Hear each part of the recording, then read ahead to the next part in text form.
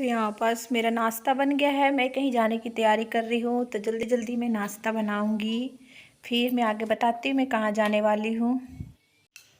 तो मैं यहाँ पास आलू की भुजिया, रोटी यही बना रही हूँ, बस सिंपल सा। और मुझे जाना है डॉक्टर के पास, बहुत इमरजेंसी है, मुझे डॉक्टर के पास जाना बहुत ज़रूरी है।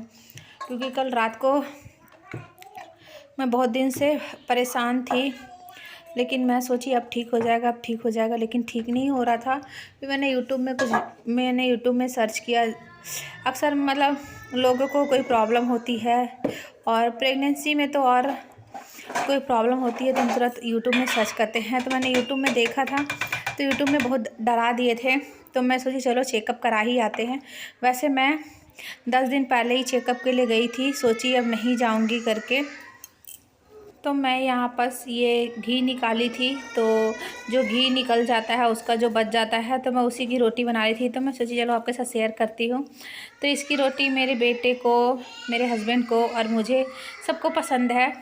तो मैं सोची चलो इसको बना लेती हूँ। कल ही मैंने घी निकाला था, तो इसमें मैं चीनी डाल दी हूँ और इसको रोटी में भर भर के बनाऊँगी, तेल घी लगा लगा के। तो बहुत टेस्टी लगता है। आप लोग भी बनाते हो तो कमेंट ज़रूर करिएगा। तो मैं बोली आपको कि मैं 10 दिन पहले ही गई थी डॉक्टर के पास। अभी मुझे नहीं जाना था, डॉक्टर ने 1 महीने बाद बुलाया था, लेकिन इमरजेंसी के कारण मुझे जाना पड़ रहा। बहुत जल्दी जल्दी मैं सब चीज़ कर रही हूँ। और अभी कोरोना का टाइम चल रहा है, तो मुझे डॉक्टर के पास जाना बहुत डर लगता है, क्योंकि बंसु भी जाता है और बंसु बहुत परेशान करता है, इधर से इधर भागते रहता है। तो अभी मैं खाना बना के नहाऊंगी, बंसु को तैयार करूंगी, और इसके पापा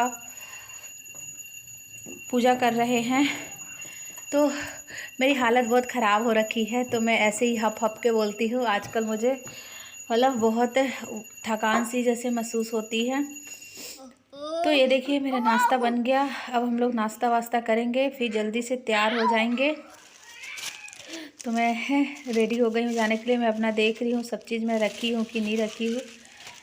तो जल्दी से मैं निकलती हूँ, क्योंकि सुबह उतना भीड़ नहीं रहता है, और देर से जाओ तो सबको आ जाते हैं, तो देर से बहुत भीड़ रहता है। मेरा लास्ट सेमेस्टर चल रहा है अभी। अपना मोबाइल ले जाना जरूरी है? हैं? इधर देखो, पहले तुम अपना मोबाइल लेके जाओगे? अच्छा, तुम वहाँ गेम खेलोगे?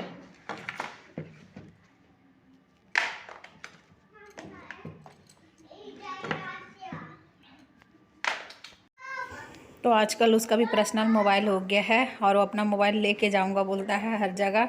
मैं गेम खेलूँगा, फिर मैं ले जाने भी दे देती हूँ, क्योंकि वो गेम में रहेगा तो इधर से भाग दौड़ नहीं करेगा, चुपचाप बैठ के गेम खेलते रहेगा। लेकिन वो ऐसा करता नहीं है।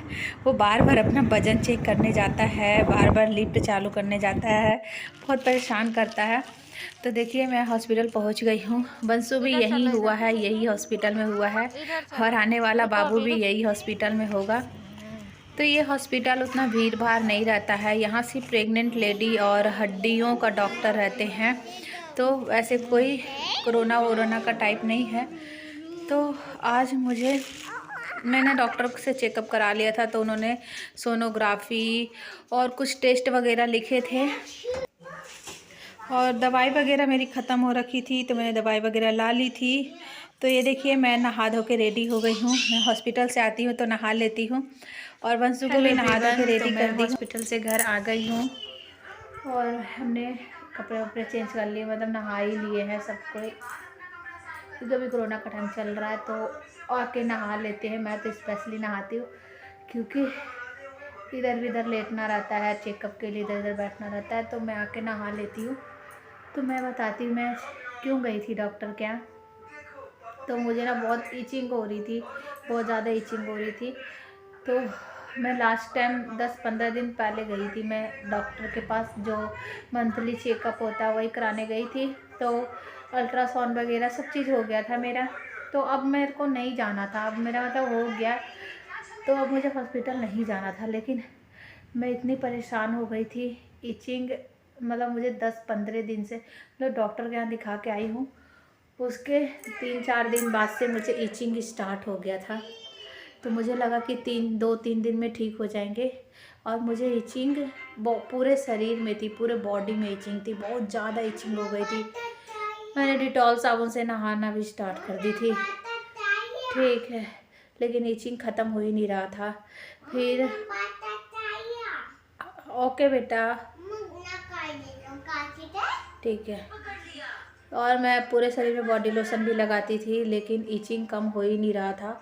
और सबसे ज़्यादा परेशान मैं रात को हो जाती थी, क्योंकि रात को मुझे पैरों में बहुत इचिंग होती थी। जब मेरा पैर ऐसे ठंडा रहता था तो इचिंग नहीं होती थी, और जहाँ मैं कंबल में पैर मतलब सोने की कोशिश करती थी कंबल वम्बल ओढ़ के, क्योंकि यहाँ बहुत ज़्यादा ठंड होती है दिल्ली में। आप लोग को पता होगा कि कितनी ठंड होती है।